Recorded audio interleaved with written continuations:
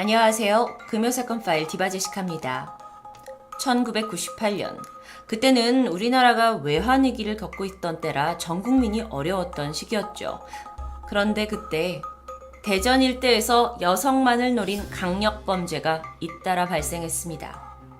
이게 한 달 만에 다방, 음식점, 가정집 등등에서 다수의 여성들이 숨진 채 발견되었는데요. 모든 사체에는 칼로 찔린 흔적이 남아 있었죠. 이건 명백한 살인사건이었습니다. 그런데 당시의 수사팀은 이 사건들이 모두 한 사람의 소행이라는 것조차 눈치채지 못하고 있었어요. 게다가 이 범죄는 충분히 사전에 막을 수 있었던 사건입니다. 9월부터 10월까지 대전 일대를 피로 물들인 부녀자 연쇄살인 사건의 범인. 이 범인이 오히려 예상치 못한 곳에서 검거가 됩니다. 같은 해 10월 23일이었어요. 여기는 대전이 아닌 수원입니다. 수원시 장안구 신풍동의 공중화장실인데 한 남성이 40대 여성에게 성폭행을 시도하게 되죠. 다행히 피해 여성이 도와달라고 소리를 치는데 이걸 듣던 지나가던 주민들 그리고 주변 공사장 인부들이 합세를 해서 흉기를 휘두르고 있던 남성을 제압하게 됩니다. 그리고 뒤늦게 경찰이 도착을 했고 남성을 인계한 후 그는 강간치상 혐의로 조사를 받게 되는데요. 이때 잡힌 남성이 바로 대전 부녀자 연쇄살인 사건의 범인이다라는 사실이 조사 과정에서 드러나게 됩니다. 혹시 이 사건을 들어보신 분들도 있겠지만 조금 많이 잊혀진 사건이라고 생각을 하는데요. 범인의 이름은 황영동. 아니, 한 달이 조금 넘는 아주 짧은 시간에 무려 5명의 여성들을 사망하게 했던 사건의 범행일지는 다음과 같습니다. 먼저 9월 9일 대전 용두동의 한 다방에서 범인 황 씨는 평소에 알고 지내던 40대 여주인 이 씨에게 10만 원만 빌려달라 라고 요구하게 됩니다. 그런데 여주인이 이걸 거절하게 돼요. 그러자 이 씨를 칼로 찔러서 살해하죠. 그 일로부터 불과 2주 후에 대전 석봉동의 한 가정집에 침입을 했고요. 50대 주부 최 씨를 칼로 위협하면서 10만 원을 갈취하려고 했고 돈을 갈취한 후 살해합니다. 자, 10월 1일이 됐어요. 이번에는 대전 삼성동의 한 다방에서 40대 여주인 최 씨를 역시나 칼로 위협했고요. 이번엔 20만 원을 갈취한 후에 살해했습니다. 그런데 너무 잔인했던 게 20만 원을 갈취하고 여주인을 무려 38번이나 칼로 찔렀어요.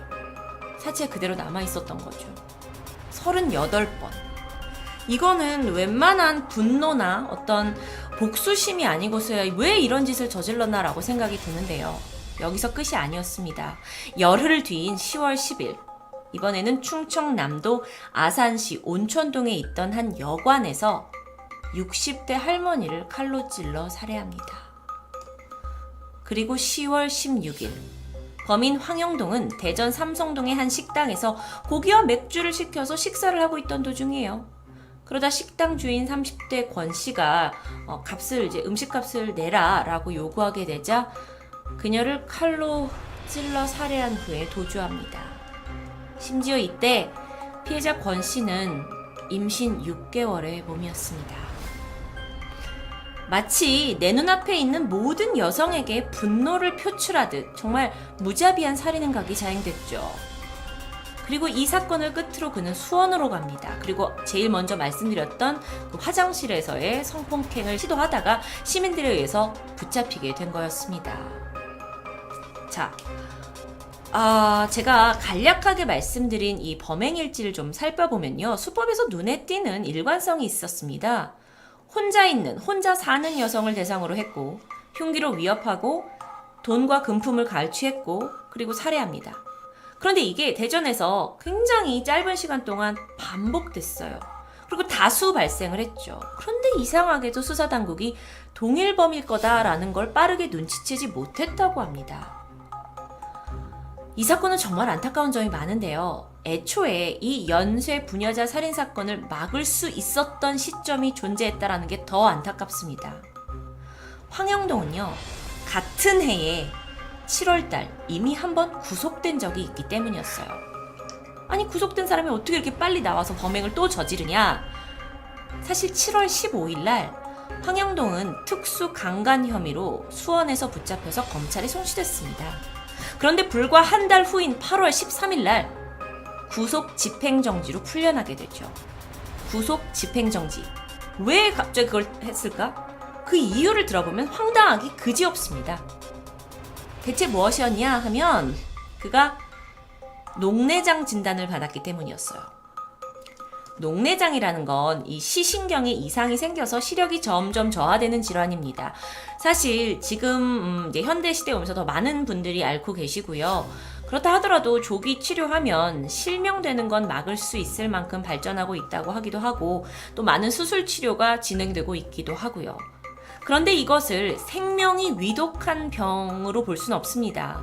그런데 녹내장 진단을 받았다고 해서 구속 집행 정지로 강간범이 풀려날 수 있는 걸까요? 사실 형사소송법에 따르면 이건 불가능합니다. 형사소송법 101조에 따르면 구속 집행 정지는 중병이나 출산, 직계가족의 장례를 가야 한다 하는 아주 중대한 경우에만 행해집니다. 그런데 녹내장이 중병도 아닌데 그렇게 판결이 난 거예요. 그래서 여기에 대해서 이제 현직에 계신 변호사의 일부는 어쩌면 그 당시 이 판결을 내렸던 판사가 녹내장 자체가 뭔지를 제대로 인지하지 못했을 가능성이 있다. 그래서 어쩌면 이제 범인이 나는 이제 녹내장이 걸려서 눈이 잘 안 보인다. 이렇게 말하는 것을 심각하게 여겨서 풀어줬을 수도 있다라는 의견이 있었습니다. 녹내장. 자, 그런데 녹내장만이 문제가 아니었어요. 여러분, 구속 집행 정지는 이렇게 풀려나요. 원래 감옥에 가야 하는 건데 풀려나는 거예요.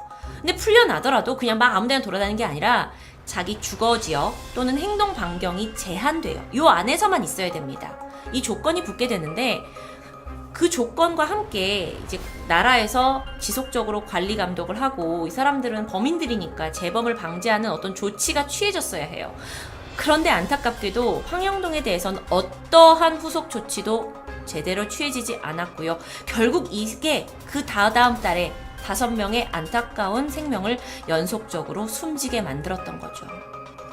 이건 정말 재판부의 판결이 이해가 안 가는데 그런 또 이유가 있습니다. 여러분, 이거 들으면 정말 황당하세요. 황영동, 이 사람이 그 당시에 잡혔을 때가 이제 1998년이잖아요. 1998년까지만 해도 무려 전과 14범이었어요. 14범. 게다가 이 14범이 대부분 강력범죄예요. 완전 상습 흉악범인 거죠. 1972년부터 군대를 탈영한 후에 범행을 계속 저질렀어요. 강도, 상해, 성폭행, 유사수법을 반복했고요. 총 감옥에 있는 시간만 19년이 됐을 정도로 얘는 감옥에서 나가면 재범을 일으킬 위험성이 아주 많은 범죄자였던 거예요. 그런데 이런 사람을 녹내장 하나로 다시 풀어줬고요. 제대로 감시 조치 하지 않았다는 사실은 정말 황당하기만 합니다. 어쨌든 다행인 건 그가 잡혔죠. 조사를 해보니까 그동안 험한 인생을 살아서인지 연락하고 지내는 가족이나 친척이 거의 없었던 것으로 알려집니다. 결혼, 취업 제대로 못했고요. 구속 집행정지 받고 풀려난 이후에도 서울역 인근 그리고 갱생보호소를 전전하면서 지냈다고 해요. 그러다가 내가 살기 위해선 돈이 필요하겠다라고 판단을 했고 대전에서 연쇄 범행을 저지르기 시작했던 겁니다. 돈 때문이었어요. 돈. 그래서 초기의 범행은 금품갈취로 이어집니다. 그러다 보니까 누구의 돈을 뺏으려면 나보다 약한 상대를 고를 거 아니에요.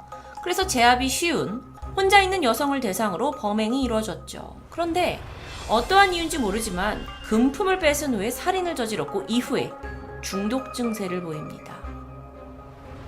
이 부분에 있어서 범죄 심리 전문가 김복준 씨에 따르면 그가 이제 마지막으로 검거되었던 그 수원 강간미수 사건조차도 어쩌면 제때 잡지 못했다면 이건 살인으로 이어졌을 수 있다라는 가능성을 높게 보고 있습니다. 자, 그렇다면 황영동이 대전에서 5명의 여성을 살해하고 돈 때문이었다 했을 때 갈취한 돈이 얼마냐? 60만 원이었습니다. 60만 원 때문에 5명이 무고한 목숨을 잃게 된 거죠. 그런데 여러분, 이게 고구마 먹은 듯한 답답함이 여기서 끝이 아니에요. 체포 이후의 재판 또한 아주 답답하게 흘러갑니다. 분명 5명 죽였다고 보도를 우리가 봤거든요. 그런데 실제 재판에서는 5명이 아닌 3명에 대한 혐의로만 기소된 겁니다. 이게 추정컨대 나머지 2명에 대한 살해 혐의는 뭔가 뭐 증거가 불충분했는지 무혐의로 처분된 것 같아요. 그래서 안타깝게도 여기에 대한 자세한 내막은 알려져 있지 않습니다. 그래서 그나마, 근데 생각해보면 여러분, 그 5명 중에 이제 인정이 되지 않은 그 살인을 저지른 이 피해 사건에 대해서 유가족들이 있을 거 아니에요. 유가족들은 얼마나 억울했을까요? 어쨌든 다행인 건요, 여전히 그가 연쇄살인마라는 사실에는 변함이 없습니다. 그래서 결국 재판부는 그에게 1심에서 사형을 선고하게 되죠. 그런데요, 황영동이 이게 억울하다고 생각이 됐는지 항소를 하게 됩니다. 그리고 2심에서 예상치 못하게 무기징역으로 감형을 받게 돼요. 아무런 이유 없이 5명의 사람을 잔혹하게 살해한 연쇄살인범인데 도대체 어떤 이유로 이렇게 감형을 받게 된 걸까요? 어이없게도 이번에도 이유는 녹내장이었습니다. 돈이 없어서 치료를 제대로 받지 못했기 때문에 재판을 받을 당시 황영동의 시력은 거의 많이 약화되어 있었다 그래요. 그래서 시력을 상실한 정도로 볼 수 있었다고 알려집니다. 그래서 재판부가 야, 눈이 거의 보이지 않는 상황 아니냐, 이러면 정말 재범 가능성이 없다, 그리고 또 가정 환경이 너무 불우했다라는 것 때문에 감형했다고 밝히게 되는데요. 그렇게 2심에서 무기징역이 확정됩니다. 1998년 이 황영동이 저지른 사건들에 대한 판결은요, 시간이 지난 지금까지도 제대로 납득이 되지 않는 부분이 많이 있는데요. 또 다른 포인트가 뭐였냐면, 자, 구속 집행 정지 기간이었어요. 그럼 이때 저지른 범죄이기 때문에 뭔가 가중 처벌이 있어야 되지 않느냐. 원래 감옥에 있어야 될 사람이 야, 너 그러면은 너 아프니까 너네 집에 있어, 대신 여기 밖을 나가면 안 돼? 근데 여기 밖을 도주했어요. 그리고 나서 연쇄살인 저질렀죠. 그럼 여기에 대한 가중 처벌이 있어야 되지 않을까요? 없었습니다. 이 부분을 좀 더 알아보니까 현행법상 이런 경우에 가중 처벌을 내릴 근거가 되는 법이 부족하다고 해요. 물론 그가 자기 주거 제한 지역을, 자기가 있어야 할 곳을 벗어난 건 맞아요. 근데 현행법은 도주라는 건 감옥에서 탈옥을 했을 때만 도주가 적용됩니다. 그래서 도주야, 그치만 도주죄는 아닌 거예요. 그래서 가중처벌되지 않는 겁니다. 그런데 여러분, 더 황당한 건 뭔지 아세요?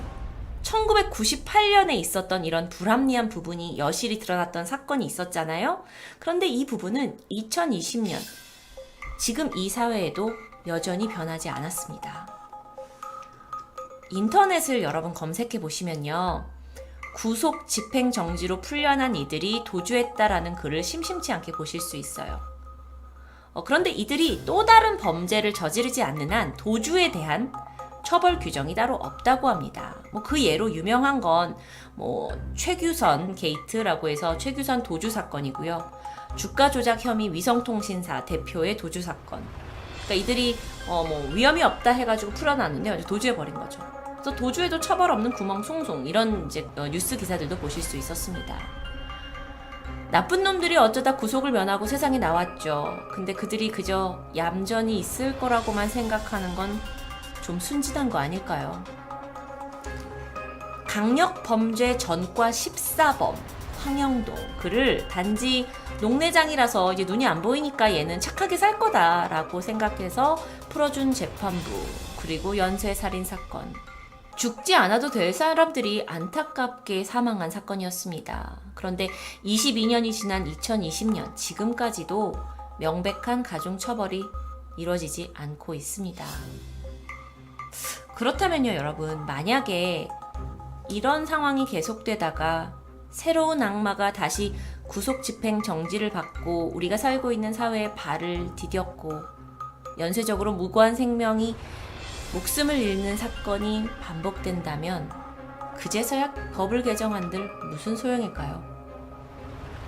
참 우리나라 역사적인 사건들을 보면 소 잃고 외양간 고치는 일들이 많았습니다. 과거에 있었던 사건들을 되짚어보면서 우리가 그런 일을 또다시 반복하지 않길 바라봅니다. 금요사건 파일 디바 제시카였습니다.